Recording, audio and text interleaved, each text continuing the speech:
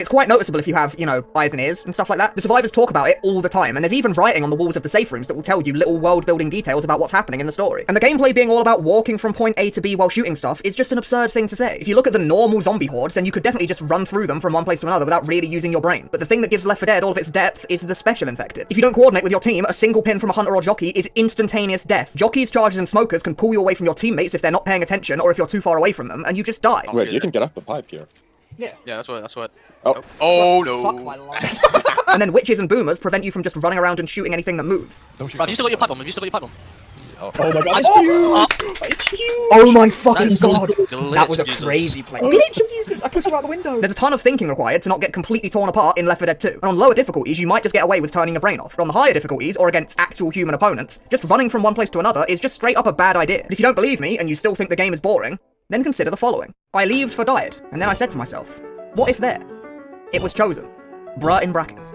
What am I doing with my life? It's just not even funny. Great game, terrible community. I've spent more time getting kicked for missing a death charge or not getting all 4 survivors with a boomer or spitter than I have actually playing the game. Kick Simulator 2009. So when you have an old game, like Left 4 Dead 2, with a community that becomes more and more niche and insular as time goes on, this is what ends up happening. People who are far above average skill level with thousands of hours in the game think that they own the place. So if you're not instantly a god gamer like they are, you get kicked. If you don't know the meta, you get kicked. I've even been kicked for no reason before. Like, literally no reason. Like, I didn't say a word and I didn't play a single second of gameplay, I just got kicked immediately. It's definitely a slog sometimes trying to get into a match of versus mode against random players, because the community just doesn't want new players to join it for some reason. They are all exceptionally toxic, and the people who aren't toxic are typically the people who are relatively new to the game. People rage quit all the time, and people vote kick you all the time. And there's also people that just spend their entire time in the game griefing people just for fun, I guess. Constantly just spamming voice lines and spam healing people so that they can't move and trying to kill their teammates over and over. Because that's what happens when old games get abandoned by their devs. They become cesspits of lonely losers doing shit like this for fun. But hey, some games have it even worse than that, so maybe Left 4 Dead players should count themselves lucky. Oh, and speaking of spamming voice commands, updated voice lines to have cooldowns. Incredibly disappointing update. Yeah, so when they released the Last Stand update, they made it so that this thing, that people likes to do, the funny thing where they spam voice lines, they made it so that you couldn't do that constantly. They made it so that these voice lines had a cooldown, which some people, the people that likes to turbo spam them, were really disappointed about. But then a little while after the update released, they reverted this change and gave people their silly wacky haha voice lines back anyway, so I guess all's well that ends well? I don't know, the voice line spam is exceptionally annoying. How ADHD riddled does your brain have to be to do this literally non-stop anyway? I think the real solution to voice line spam is to just give people a way to turn it off on their end, so that guy can... Mister, if one of us spam voice lines to his heart's content, I just don't have to listen to it on my end. But to my knowledge, there's no way of actually doing this in the game right now. But you know, it would be nice to have an option to at least have the guy who's constantly team killing me to have to do it quietly instead of being able to do it while spamming voice lines in my ear hole the entire time. Shameless ripoff of Back 4 Blood, SMH my head. No, because the Left 4 Dead came out sooner, because it's not related. This is clearly a joke, right? But you know the funny part of it is that the people who made Back 4 Blood did this to themselves because they're Turtle Rock Studios and they advertised themselves as the guys who made Left 4 Dead. But the reality is only a tiny handful of the people who worked on Back 4 Blood also worked on Left 4 Dead. Most of the people who worked on Left 4 Dead were people who had already been working at Valve for years before Turtle Rock even showed up. And not every single person who was initially a member of Turtle Rock Studios actually left to go make Back 4 Blood anyway. A more accurate tagline for Back 4 Blood would be from the makers of Evolve, because that's a game that they actually made without the input of anybody else. But I guess the AAA marketing machine needed them to have a really good marketing pitch for their game. So just having them constantly spout like, hey guys, remember Left 4 Dead was a good way to get people's nostalgia going and have them be on board with Back 4 Blood. Funny, the title of the game is also what the judge said my dad did to me and my mom. So the judge said that your dad left you and your mum for dead too? Bill died. It's true, Bill does die at the end of the game. But he died for a good cause, you know, you shouldn't have a go too much. He died so he could go be in Dead by Daylight, that other game, and so he could like get face camped by a guy with a chainsaw at 5 gens. You could argue it's a fate worse than death, but I don't know, he seems to like it there. Okay, last one. Sus.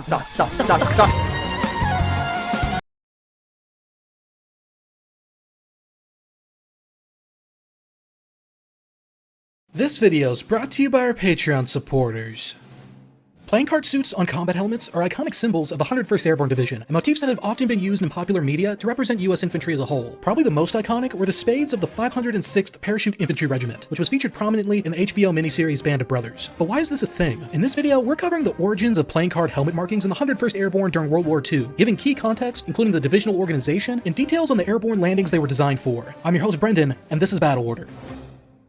Playing card markings on paratrooper helmets dates back to late World War II, as the 101st Airborne Division was making its final preparations for the invasion of Normandy. Unlike the 82nd Airborne, D-Day would be the 101st's first action of the war. Contested airborne insertions, especially at night, were risky affairs. Not only would aircraft be subject to ground fire, but the operation being at night increased the chance of navigational errors and made the prospect of reassembling on the ground a challenging one. These risks were not lost on divisional leaders at the time. A couple weeks before D-Day, history suggests that the 101st Airborne's staff and regimental commanders assembled for a meeting to brainstorm ways to make regrouping on the ground easier. Helmet markings were were one of the solutions. Each subunit of the 101st Airborne would get a distinctive marking on the side of their helmets to aid in friendly identification. John O'Brien, historian at the Brigadier General John F. Pratt Museum, claims that the division's infantry regiment commanders drew playing cards at that staff meeting, which cemented their regiment's distinctive markings. Other subdivisions got their own helmet markings with more symbolism. Additional tick marks were added around the symbol to denote either battalions under regiments or separate companies or battalions and support units. In the infantry regiments, a tick at the 12 o'clock position denoted a headquarters and headquarters company and service company. One at the 3 o'clock position denoted the 1st Battalion, 6 o'clock was the 2nd Battalion, and 9 o'clock was the 3rd Battalion. On D-Day, the 101st Airborne had 4 infantry regiments. The 501st, 502nd, and 506th were parachute infantry regiments, while the 327th was a glider infantry regiment. Divisional fires were provided by the Division Artillery, a flexible command with several artillery battalions. These were the HQ and HQ Battery, the 81st Airborne Anti-Aircraft Battalion, the 321st and 907th Glider Field Artillery Battalions, and the 377th Parachute Field Artillery Battalion. The division was further supported by the 326th Airborne Engineer Battalion and 326th Airborne Medical Company. This all came under the purview of the Division HQ, which had some of its own subunits.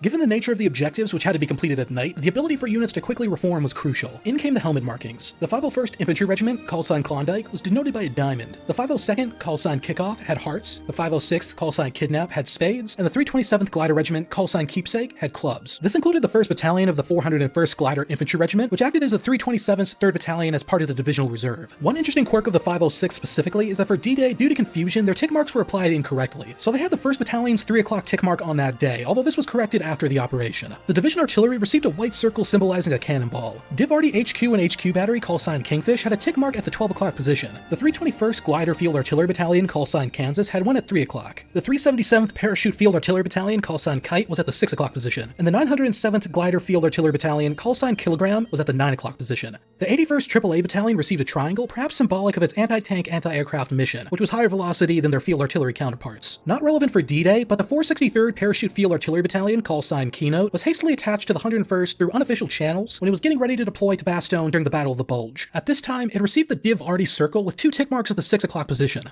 The division's medical company, call sign Kindergarten, received the Geneva Cross, while the engineering battalion, call sign Kiwi, received an E. And lastly, the Division HQ received a square. The HQ and HQ Company, call sign Klaxon, and Recon Platoon, call sign King, had 12 o'clock tick marks. The Signal Company, call sign Kilowatt, had a 3 o'clock tick. The 426th Airborne Quartermaster Company, call sign Kitchen, had a 6 o'clock tick mark. And finally, the 801st Airborne Ordnance Company had a 9 o'clock tick. A little more esoteric was the Division Band, who received the lyre, a string instrument not unlike a harp.